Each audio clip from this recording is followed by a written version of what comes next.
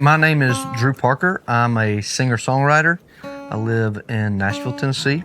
I'm married to my awesome wife, Mallory, and we have two beautiful little girls, Harley and Landry.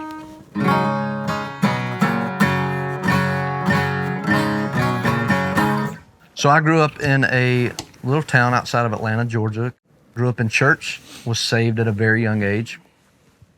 I did believe that Jesus died on the cross, was buried, rose from the dead, and that mattered for me. But growing up, I just didn't live like it. I've always had a passion for music. I first sang in church when I was like 3 years old, I think is what I've been told.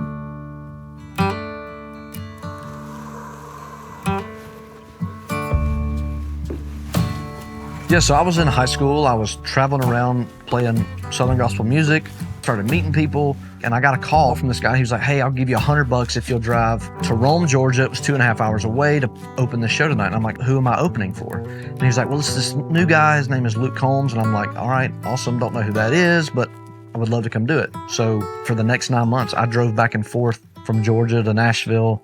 And so I moved in September 2015 to Nashville and started truly chasing the dream of music.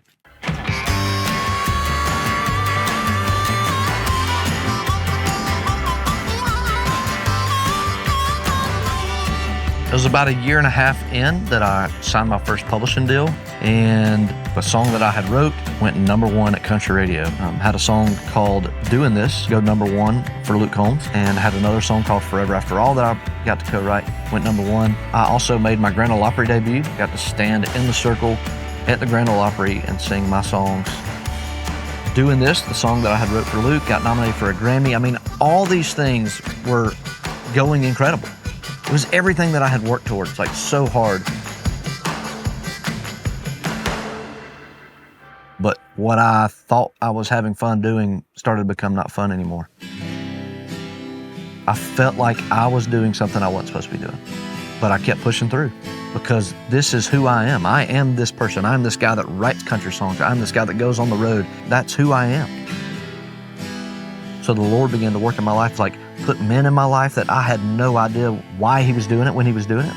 The men's pastor at my church said, hey man, let's start meeting. And so we started meeting every Monday. In the meantime, somebody handed me If the Tomb Is Empty by Pastor Joby. I read that. I was on tour in 2024 with Luke Combs. We were touring in Jacksonville, Florida.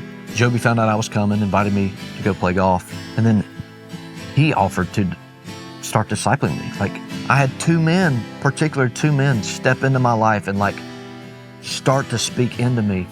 And man, through all this, the Lord is working. Like, I grew a hunger for the Lord that I had never had in my entire life. And then December 1st of 2024, I'm at my church, and I literally just boldly prayed this prayer, sitting in my seat. God, I am surrendering to you whatever it is you have for my life. Like, I want to do it, and I promise I will run 100 miles an hour towards that. Like, I know you want me to do something else. And I prayed that, said amen. That was Sunday, December 1st, went about the rest of my week. And then December 6th, my manager called me, and he's an unbeliever, but he calls me and says, hey man, I don't know how to tell you this, but I've been waking up in the middle of the night for the past week with you on my mind, and all I can think about, all I can hear is this voice telling me you're supposed to be a Christian artist and that you're supposed to sing songs about Jesus. And in that moment, I knew that like this can only be God. I immediately text Joby. He's like, did you listen to my message from last night? I was like, no. And I went and listened to it, and it was like on Peter stepping out of the boat. But deep down in those inside places, and you know he's calling you to do something, and you're looking at it going, it doesn't make sense. And he's like, yeah, I know, but I'm the God of the impossible. And I'll give you everything you need to accomplish everything that I have called you to do, but I'm calling you to step out of the boat. Where has he called you to step out of the boat? And I knew that the Lord was truly calling me to something. And a month later, I asked out of my record deal. The moment that I asked out of my record deal, it was like this weight was lifted off of me, and it was freedom from like, I'm about to walk in what the Lord has called on my life. The earthly material things that I chased for so long, like fame, fortune, some validation from some people who listened to my music, dude, that went away. And I found my contentment in the Lord.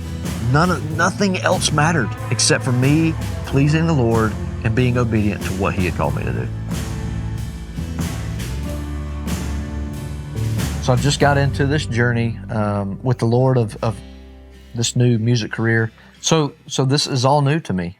For the last 10 years, I've been so deep in the country music world, and I don't think that the Lord has asked me to stop writing country songs. I just think He's called me to use that platform for His glory and to be a light in that world. But as far as the music that I am putting out as an artist, it's going to be different.